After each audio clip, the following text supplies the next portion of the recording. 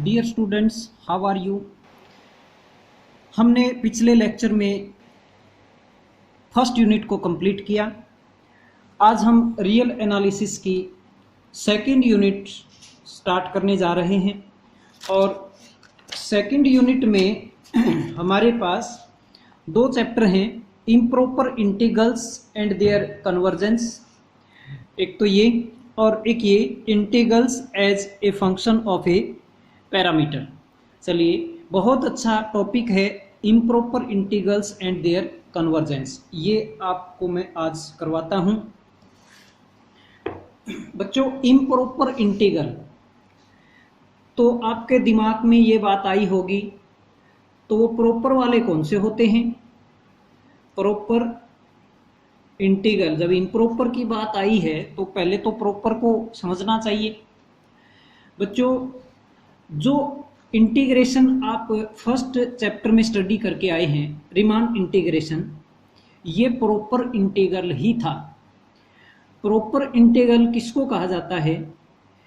जिसके अंदर एक तो ये इंटीग्रल के लिए जो इंटरवल होता है ए से बी, ये फाइनाइट लेंथ का इंटरवल होना चाहिए, जैसे 2 से 3, 5 से 7, मतलब इनफाइनाइट लेंथ का नहीं होना चाहिए ये। दूसरा, इस इंटरवल के ऊपर फंक्शन बाउंडेड होना चाहिए, मतलब ऐसा ना हो कि फंक्शन की वैल्यू इस इंटरवल के अंदर कहीं इन्फिनिटी बनती हो। मतलब ना तो इंटरवल की लेंथ इन्फिनिटी बननी चाहिए और ना ही इंटरवल के अंदर फंक्शन की वैल्यू कहीं इन्फिनिटी या माइनस इन्फिनिटी बननी चाहिए। तो ऐसे इंटीग्रल को हम प्रॉपर इंटीग्रल कहते हैं। बच्चों, पहले चैप्टर में हमने प्रॉपर इंटीग्रल ही स्टडी किया है, तो अब हम इम्प्रॉपर इंटीग्रल की तरफ बढ़ते हैं। तो आप समझ गए होंगे इम्प्रॉपर इंटीग्रल किसको कहा जाएगा? Improper integral. बच्चों, ऐसा इंटीग्रल, इंटीग्रल का मतलब इंटीग्रेशन। भाई, इंटीग्रेशन में कोई लिमिट भी होती है, जैसे ए से भी, और कोई फंक्शन भी होता है जिसका इंटीग्रेशन किया जाता है। तो या तो इंटरवल की लेंथ ए से बी जो है, ये जो इंटरवल था, इसकी लेंथ क्या बननी चाहिए? इन्फिनिटी बननी चाहिए, तब हम उसको इम्प्रॉपर इंटीग्रल कहेंगे। मतलब या तो बी इन्फिनिटी बन जाए, पहला केस 1, आइदर बी क्या बन जाए? इन्फिनिटी। भाई, बी को इन्फिनिटी कर दोगे तो ए से इन्फिनिटी तक ये इंटरवल की लेंथ इन्फिनिटी नहीं बन गई क्या? तो इम्प्रॉपर इंटीग्रल कहलाएगा। या फिर ए जो है वो माइनस इन्फिनिटी बन जाए, माइनस इन्फिनिटी से बी, फिर भी तो लेंथ इन्फिनिटी बन गई इंटरवल की, तो भी हम इम्प्रॉपर इंटीग्रल कहेंगे। या फिर दोनों ही केस हो जाएं, ए भी माइनस इन्फिनिटी बन गया और बी भी इन्फिनिटी बन गया। तो बच्चों, ये तो बात हुई लिमिट्स के बारे में। ये लिमिट्स एक इन्फिनिटी बन जाए या ये माइनस इन्फिनिटी बन जाए या दोनों माइनस इन्फिनिटी और इन्फिनिटी बन जाए, तो इनमें से कुछ भी हो गया तो हम इम्प्रॉपर इंटीग्रल कहेंगे इसको। या फिर दूसरी बात, मान लो लिमिट्स भी बेचारी ठीक हैं, मतलब फाइनाइट लेंथ का इंटरवल है, इन्फिनिटी नहीं बनी कोई सा भी, ना लोअर ना अपर, लेकिन अब की बार फंक्शन फाइनाइट नहीं है। मान लो इंटरवल के अंदर, इंटरवल के अंदर function is unbounded, function is unbounded. तो अनबाउंडेड मतलब फंक्शन की वैल्यू प्लस इन्फिनिटी बन रही है या माइनस इन्फिनिटी बनती है इंटरवल के अंदर। इंटरवल से बाहर का हमें कोई ठेका नहीं है, हमें बाहर की कोई चिंता नहीं है। इंटरवल के अंदर कहीं भी फंक्शन इन्फिनिटी या माइनस इन्फिनिटी यानी कि अनबाउंडेड बनता है, तो वो ए के ऊपर भी बन सकता है, बी के ऊपर भी बन सकता है, यानी कि इसमें आइदर एट ए पे हो सकता है अनबाउंडेड, या फिर x इक्वल टू बी पे हो सकता है अनबाउंडेड, या फिर अन्य कोई इनके अंदर c पॉइंट पे भी हो सकता है अनबाउंडेड। c कहाँ है? ए बी के अंदर कहीं। तो कहीं भी बनो, चाहे ए पे बनो या बी पे या अंदर कहीं भी, फंक्शन अनबाउंडेड बनता है तो फिर भी हम इस इंटीग्रेशन को क्या कहेंगे? Improper integral. ओके, तो बच्चों ये दो केस में से जरूर कोई ना कोई केस घटित होगा। इस चैप्टर में जो भी प्रॉब्लम आपके सामने आएंगी उनमें या तो पहला केस की वजह से इम्प्रॉपर इंटीग्रल बनेगा, या फिर दूसरे केस की वजह से इम्प्रॉपर इंटीग्रल बनेगा, या फिर दोनों केस की वजह से इम्प्रॉपर इंटीग्रल बनेगा। ओके, लेकिन इम्प्रॉपर इंटीग्रल अगर बनता है तो बच्चों इसका मतलब ये नहीं है कि इंटीग्रेशन की वैल्यू ही नहीं आएगी। मान लो ये इम्प्रॉपर इंटीग्रल बन गया किसी भी वजह से, तो ऐसा नहीं है कि इसकी वैल्यू आएगी ही नहीं। आ भी सकती है, फाइनाइट आ भी सकती है और नहीं भी आ सकती, यानी कि इनफाइनाइट भी बन सकती है, राइट। तो यहां पर दो वर्ड फिर हम यूज करेंगे बच्चों। अगर इंटीग्रेशन की वैल्यू फाइनाइट आती है तो फिर हम इस इंटीग्रेशन को क्या कहेंगे? कन्वर्जेंट कहेंगे। क्या बोला? अगर इस इंटीग्रेशन की वैल्यू, इम्प्रॉपर इंटीग्रेशन है ये, इसकी वैल्यू इनफाइनाइट आती है, सॉरी फाइनाइट आती है। कैसे कैलकुलेट की वो मैं अभी जिक्र नहीं कर रहा हूं, वो हम सीखेंगे इम्प्रॉपर इंटीग्रल को कैसे कैलकुलेट किया जाएगा। लेकिन जैसे भी किया हमने, मान लो वो फाइनाइट आ गई वैल्यू, तो हम कहेंगे ये इंटीग्रेशन कन्वर्जेंट है, राइट। कई बच्चे कन्वर्जेंट डाइवर्जेंट से वैसे ही घबरा जाते हैं, सोचते हैं पता नहीं क्या भला होगी। बच्चों इस इंटीग्रेशन की वैल्यू अगर इनफाइनाइट बनती है, इनफाइनाइट, तो फिर हम क्या कहेंगे? इंटीग्रेशन को डाइवर्जेंट। किसको? इंटीग्रेशन को डाइवर्जेंट कहा जाएगा, या फिर इंटीग्रेशन को ही क्या कहा जाएगा? कन्वर्जेंट कहा जाएगा। ओके, अब इस इंटीग्रेशन को हम कैसे सोल्व करेंगे वो स्टडी करने से पहले मैं एक बार इंटीग्रेशन के टाइप बताता हूं। Types of improper integral, types of improper integral. और ये मैंने अभी अभी जो ये दो केस बनाए थे, इन केस की हेल्प से ही मैं आपको टाइप ऑफ इंटीग्रेशन याद करवा देता हूं। टाइप ऑफ इंटीग्रेशन बच्चों दो हैं, फर्स्ट काइंड और एक है सेकंड काइंड। मतलब improper integral of first kind and improper integral of second kind. और एक तीसरा है मिक्स काइंड। कौन सा? Mix kind. ये 1, 2 एंड 3, ये हमारे पास तीन प्रकार के इम्प्रॉपर इंटीग्रल होते हैं, फर्स्ट काइंड, सेकंड काइंड और मिक्स काइंड। देखिए ध्यान से, फर्स्ट काइंड का कब कहेंगे? मतलब इस इंटीग्रेशन को a to b f dx ये इम्प्रॉपर इंटीग्रल है मान लो, तो इसको मैं फर्स्ट काइंड का कब कहूंगा?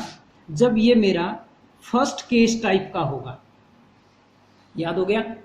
अगर इस फर्स्ट केस में से घटित होता है, मतलब या तो ए बी दोनों में से कोई एक इन्फिनिटी या माइनस इन्फिनिटी है, या दोनों ही इन्फिनिटी हैं, तो हम कहेंगे improper integral is of first kind. दूसरी बात, सेकंड काइंड का कब कहेंगे?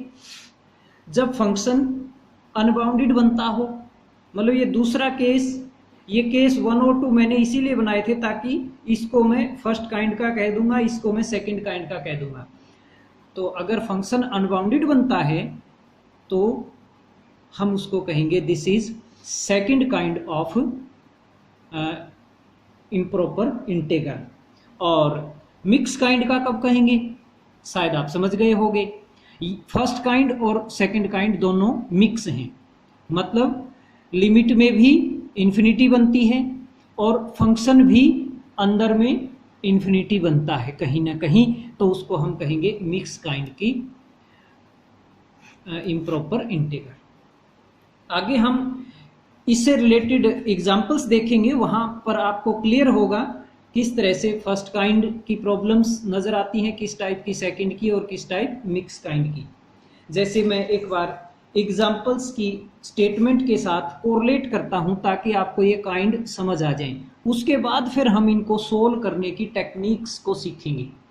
देखिए, जैसे example number 1, dx by 1 plus x square का इंटीग्रेशन 0 से इन्फिनिटी।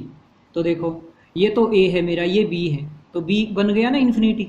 तो बच्चों आप बताओ, खुद बताओ, ये कौन से काइंड का है? This is of first kind, improper integral of first kind. ऐसे ये भी क्या है? Improper integral of first kind. Okay, अब मान लो ये है माइनस इन्फिनिटी से इन्फिनिटी।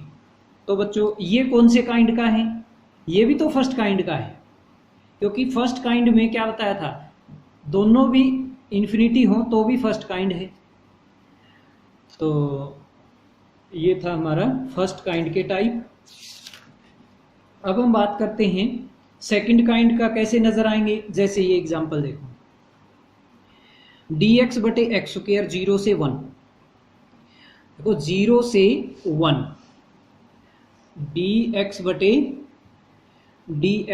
X square. बच्चों इंटरवल तो फाइनाइट लेंथ का है, 0 से 1 तक का है, लेकिन फंक्शन जो है ना fx वो है 1 बाई एक्स स्क्वायर। अब जो ही मैं 0 पे आऊंगा तो x को 0 करेंगे तो 1 बाई 0 मीन्स इन्फिनिटी नहीं बन जाएगा। मीन्स ये फंक्शन 0 के ऊपर मीन्स a के ऊपर इन्फिनिटी बनता है, तो इसलिए ये भी इम्प्रॉपर इंटीग्रल है। और कौन से काइंड का कहलाएगा? सेकंड काइंड का। तो इस तरह से जैसे यहाँ 0 के ऊपर इन्फिनिटी बनी है फंक्शन की वैल्यू, ऐसे ही 1 पे भी बन सकती थी, दोनों पे भी बन सकती थी। तो सभी को हम सेकंड काइंड का ही कहेंगे। और आगे फिर हम मिक्स काइंड की प्रॉब्लम्स भी स्टडी करेंगे। चलिए नेक्स्ट, अब हम बच्चों चलते हैं डिसकंटिन्यूटीज इस टाइप की, सॉरी जो भी ये प्रॉब्लम है इम्प्रॉपर इंटीग्रल की, फर्स्ट काइंड हो या सेकंड काइंड हो, अब इनको हम सोल्व कैसे करें, वैल्यू कैसे फाइंड आउट करें, वो देखेंगे।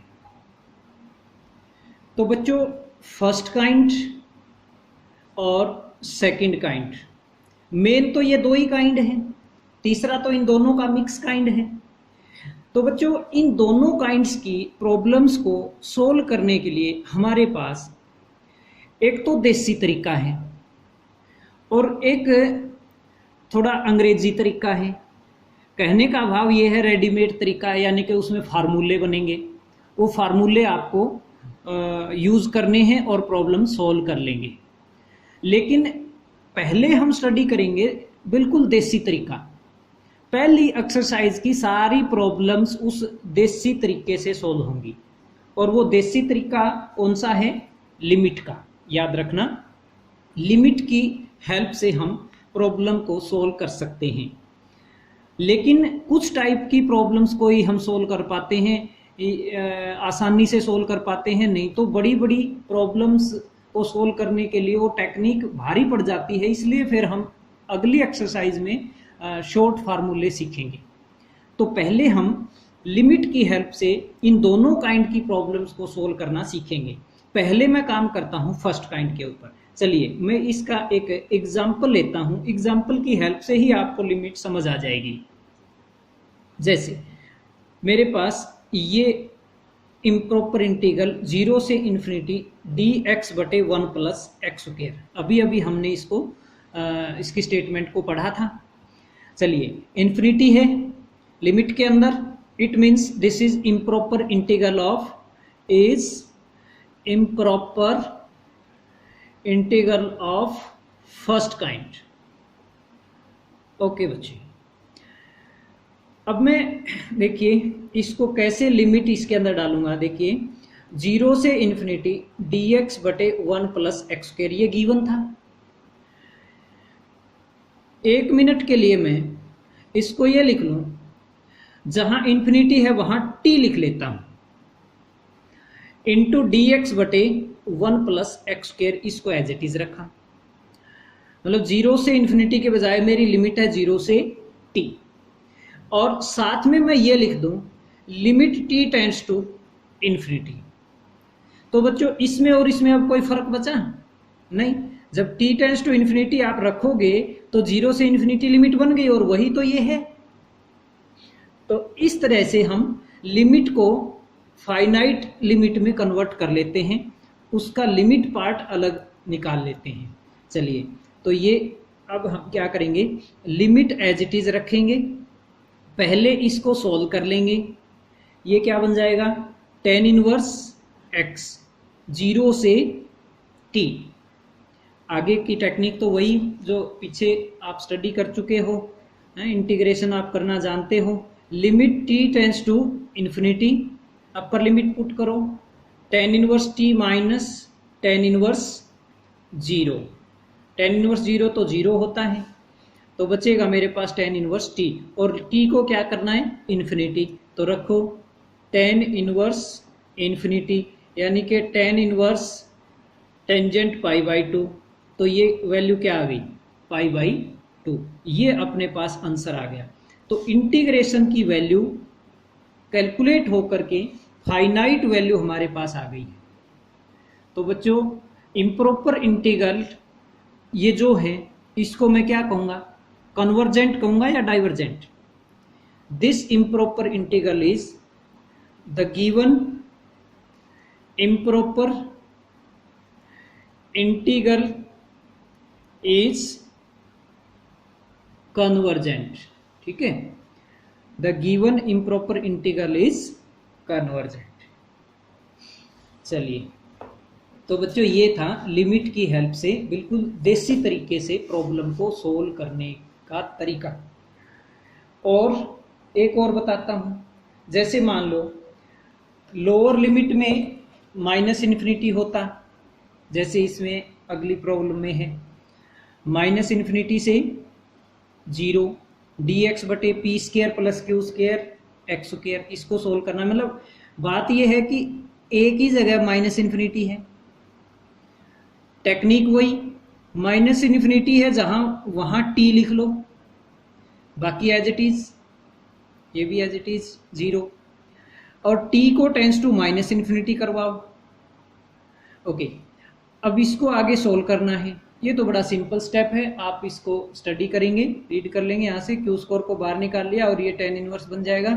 इसमें फिर अपर लिमिट लोअर लिमिट रखी तो दिस माइनस दिस आ जाएगा, tan इनवर्स 0 फिर 0 हो गया है, और t की वैल्यू माइनस इन्फिनिटी रखेंगे तो टेंजेंट इनवर्स माइनस इन्फिनिटी, और ये जो है माइनस एक बाहर है तो tan इनवर्स माइनस इन्फिनिटी बनेगा माइनस पाई बाई 2, और माइनस माइनस प्लस होकर के ये अपना आंसर आ जाएगा। तो ये फाइनाइट वैल्यू आ गई है, इसका मतलब कन्वर्जेंट है। कौन, इम्प्रॉपर इंटीग्रल। तो given improper integral is convergent.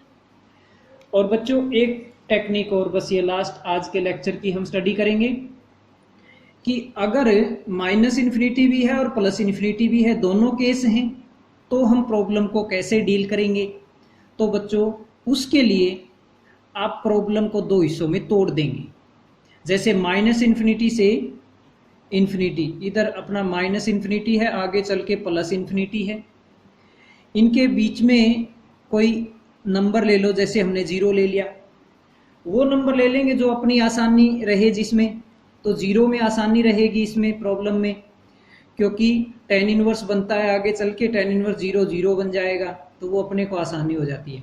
तो जो मर्जी ले सकते हो, A B कुछ भी ले लो, 1 2 5 7, लेकिन जो कैलकुलेशन के लिए इजी रहेगा वो यहाँ लिया है, क्या, 0। तो दो टुकड़ों में तोड़ दो, माइनस इन्फिनिटी से 0 का इंटीग्रेशन अलग कर लो, और 0 से फिर प्लस इन्फिनिटी का, यानी कि यहाँ का आगे का अलग कर लो। तो इसके दो पार्ट बन गए हैं, एक ये और एक ये, और दोनों पार्ट्स को अब अलग अलग सोल्व कर लो। मतलब ये एक प्रॉब्लम बन गई है, ये एक प्रॉब्लम बन गई है। ये कौन सी है, जिसमें लोअर लिमिट माइनस इन्फिनिटी है, ये वाली जिसमें अपर लिमिट इन्फिनिटी है। तो ये मैंने पीछे अभी 2 केस समझाए हैं वही हैं। एक ये पहले वाला समझाया मैंने और बाद में अभी समझाया था वो ये केस समझाया था। तो बच्चों इसमें आगे फिर वैसे ही स्टेप हैं। पहले में क्या करोगे, t tends to minus infinity, और दूसरे में क्या करोगे, t tends to plus infinity, और इनको सोल्व किया, आगे कैलकुलेट होकर के जो भी वैल्यू आ जाती है वो पाई आ गई है। तो फाइनाइट वैल्यू आई है तो इसका मतलब कन्वर्जेंट है। बात इसमें मैं सिर्फ ये समझाना चाहता था कि अपर और लोअर दोनों में इन्फिनिटी आ जाए तो फिर हम क्या करेंगे, उसके लिए हम इंटीग्रेशन के 2 टुकड़े कर देंगे। तो बच्चों आज का लेक्चर हम यहीं फिनिश करते हैं। आज हमने फर्स्ट काइंड की प्रॉब्लम्स को स्टडी किया और फर्स्ट काइंड से रिलेटेड जितनी भी प्रॉब्लम्स हैं सभी को बड़ी आसानी से कर सकते हो। कल वाले लेक्चर में हम देखेंगे कि सेकंड काइंड की प्रॉब्लम्स को देसी तरीके से कैसे सोल्व कर सकते हैं, यानी कि लिमिट की हेल्प से कैसे सोल्व कर सकते हैं। ओके, धन्यवाद।